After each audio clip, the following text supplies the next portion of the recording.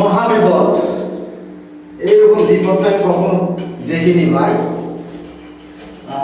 একজন ভাই আমার কাজ করে গেছে এখানে, কিন্তু মূলত এটা তো কনসিল স্টপ কর্কের পয়েন্ট, নিচে থাকবে বিপ কর্কের পয়েন্ট অর্থাৎ কলের পয়েন্ট, অথচ টাইলসটা কাটা রয়েছে এখানে, কিন্তু এই পয়েন্টটাই খুঁজে পাচ্ছি না।